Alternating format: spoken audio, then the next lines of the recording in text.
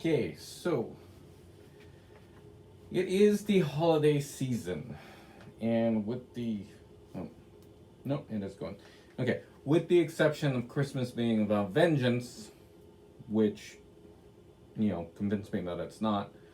Um, there is a rather large issue that many people in recovery have with the holidays, Christmas in particular.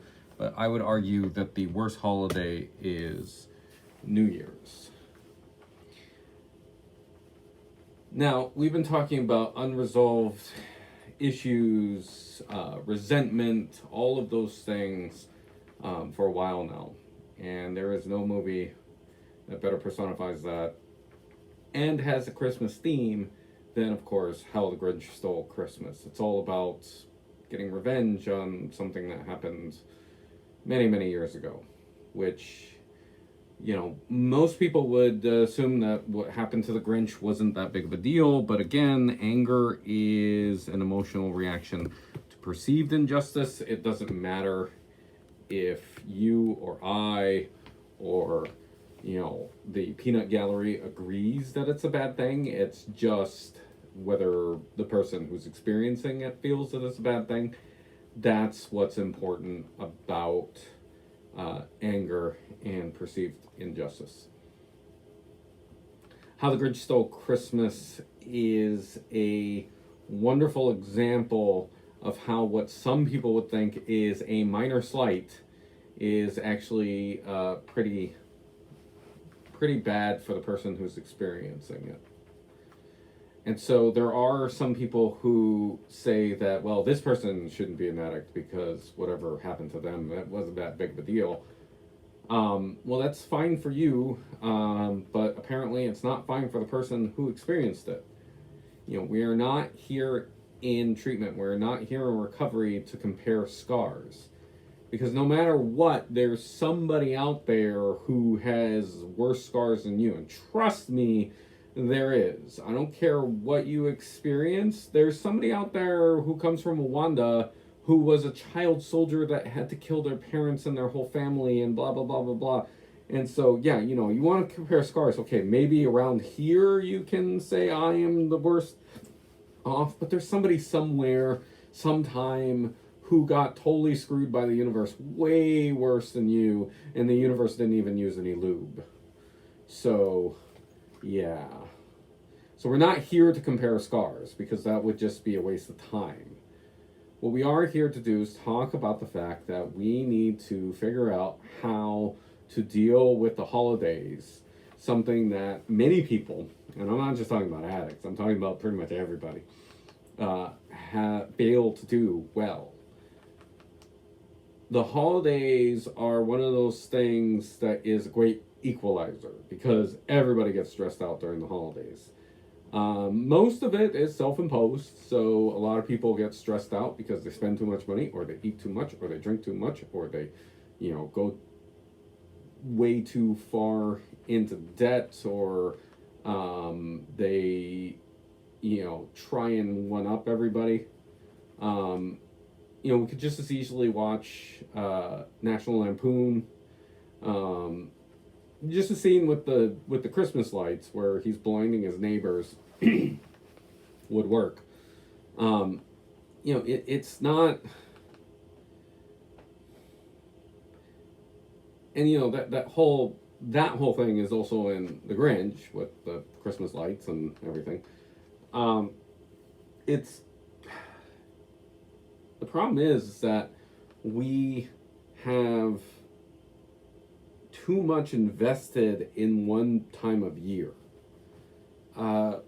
There's a great episode of Raising Hope, which is a really funny show that used to be, I think it used to be on Fox, where they talk about the fact that, Christmas is expensive, and instead what Jimmy's family, the main character Jimmy, did is they celebrated all the holidays so that it wasn't just all packed into Christmas. So they celebrated things like Arbor Day and President's Day and things like that.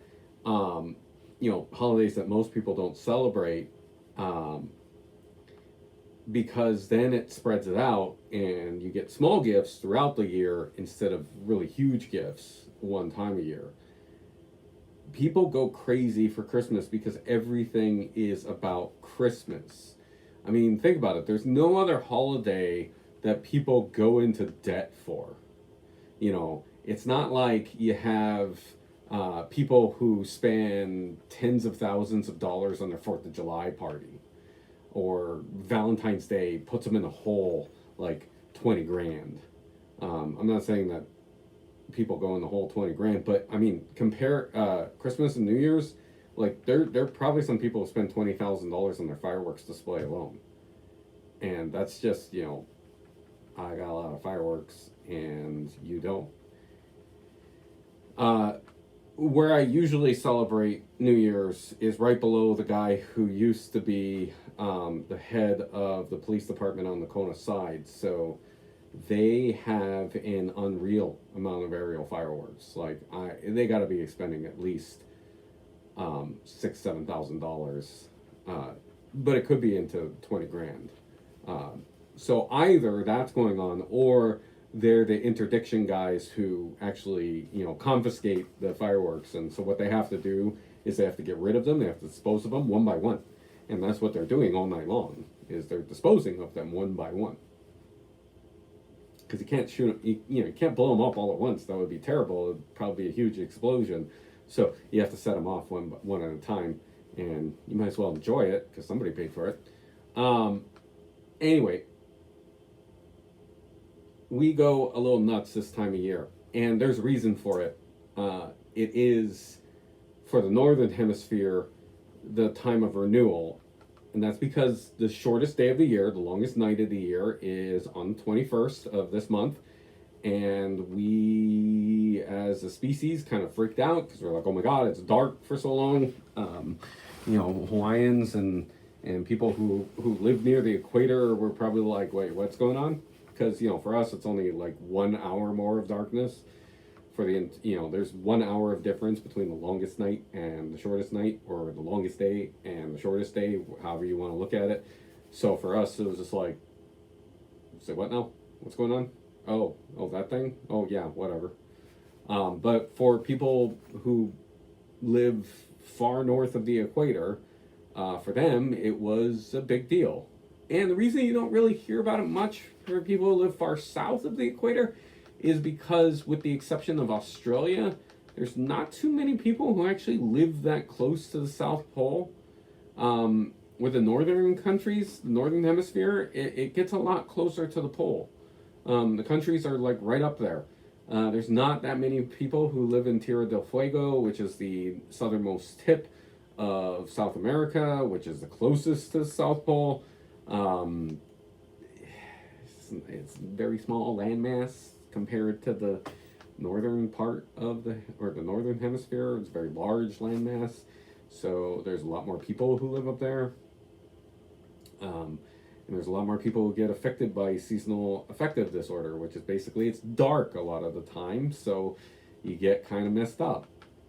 In Finland, for instance, they have in gym class for kids in grade school, they expose them to UV light. They put them in Speedos and put the little what is it called, the glasses, the glacier glasses that they use when you go and do fake and bake, the tanning salon beds, because they just expose them to UV light, because that way your body can produce vitamin D.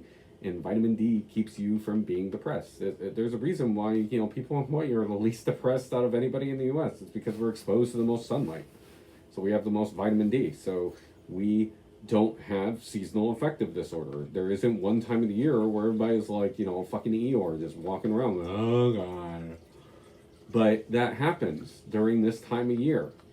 And it is a very, very real thing. I mean, you will get more sales of antidepressants during the winter months, the fall and winter months, than you will any other time of the year. You can take like 1 month around December and January, and you'll get more new antidepressant